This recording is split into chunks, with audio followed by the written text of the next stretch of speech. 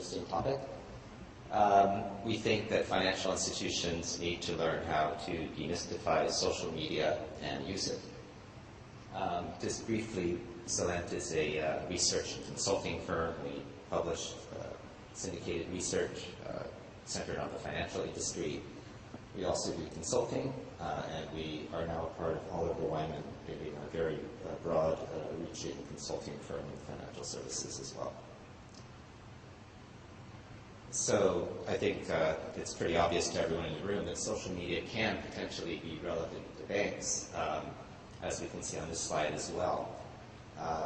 Basically, social media sites targeting consumers, and a surprising number of these sites are business sites, such as Amazon, are basically popular. What can you say? However, banks really are not using them too thoroughly, and we think there are a number of reasons for this. From kind of the painfully sad or maybe obvious, such as IT budgets, which especially after the financial crisis have not been holding up, they've been shrinking, and there are many things competing for IT budgets. Also, banking still might be, in a sense, a conservative industry. That's very good in some respects. For example, if you're talking about risk management.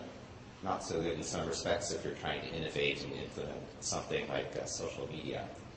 And then again, social media occurs, changes in the industry, as it were, occurs so quickly, and individual events occur so quickly, sometimes like public relations on steroids, that a bank has to be able to respond extremely quickly, both sort of in the IT cycle of implementing a product, or a presentation format for a social media related project, or just responding to a PR threat. We do think banks are overwhelmingly interested in using new technology and social media, and have thought it through to some degree. And of course, in the U.S. in particular, there's been quite a bit of investment in certain sort of pilot projects, as it were, in social media. But this really hasn't panned out into, let's say, a workable bag of strategies and best practices. Maybe such a thing's impossible and always will be in such a rapidly moving environment. But I think the long and short of it is that banks would like to do it. They've thought about it. They try it. They're still trying it. We think they can do more. Part of the problem is that perhaps banks don't have all day to spend online and experiment with the media and really see how it works. And so they might really not have a very broad overview of what's possible, what's out there, what they could be doing. A lot of their initiatives are fairly straightforward. They put the Facebook page, they put the Twitter page. Those things are sort of improving with time. They're pretty basic barriers, I suppose, as it were. But I think perhaps the more significant block is banks are finding it difficult to really leverage these types of approaches for business purposes. So for cross-selling, for example, for providing better or faster customer service, for example. We'll also see some case studies later on. There are some sort of successful examples of these approaches. But perhaps by and large, banks really aren't wrapping the social media channel or experience into their business strategies to the extent that they could be. Banks certainly have a lot of experience in investing in communications and advertising in various ways. They have mass one-to-many approaches with advertising.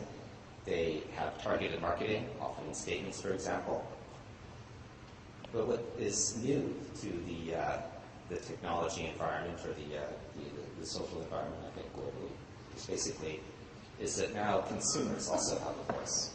And this is occurring within the social framework among social media participants themselves, but it also can be directed at companies or institutions, including financial institutions. And the financial industry actually is seeing quite a bit of this with some consumer backlash against things like high fees, banks that are perceived to be too big, and things of that nature. At any rate, whatever the topic is, definitely the communication is now two-way, and banks are learning how to respond to that opportunity, sometimes a threat. We think they could be doing a lot more to leverage it. To sort of put into a framework a few ways in which banks could work with social media. They can provide Twitter functionality, for example, to call center representatives to deal with customer service in a more sort of a faster, more rapid response, but also a response that's more in tune with the times. They could also use social media for marketing campaigns, basically bringing traditional marketing approaches to social media, for example.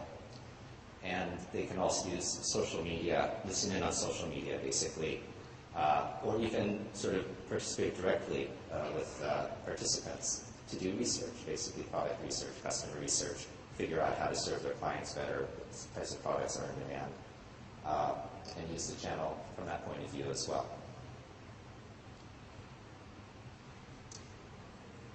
We just sort of took two very big players, as it were, in the social media space, Facebook and Twitter, and compared them. We basically think that Facebook, there are some successful examples, but we basically think it's not necessarily going to be that compelling of an experience for social media users to look at, say, a bank's Facebook page or even register on it. It doesn't mean they're necessarily going to go back to the site. Facebook users tend to be Generation Y. They don't tend to be loyal in terms of financial services they use. Banks have invested a lot of effort and some money into this area, and we don't see a lot of payback in it yet. We're just sort of picking this as an example. It's very prominent. What we do see is that banks can get a definite return in a very simple way, which is if they have a Facebook page, their search engine results are probably going to go up. And that maybe is one of the most solid results from the Facebook experiment in financial services. Twitter, we think, is quite different. It's complicated in the sense that the compliance department might not like it. It brings a certain amount of risk in that you might get negative feedback from participating in Twitter. But we think that it really has a lot of potential. We see it being used in very interesting ways, as mentioned, ranging from customer service to active outgoing marketing to product research. We think it has a lot of potential, and there's some very interesting examples going on there. To date, most of the social media usage by or initiatives by financial institutions have been in the U.S. I think it's pretty interesting here to look at the rest of the world on the right there, less than 12% of Twitter sites. That includes Asia, of course. Clearly, in the years to come, we're going to be seeing a lot of growth in initiatives in this region, as well as other emerging markets.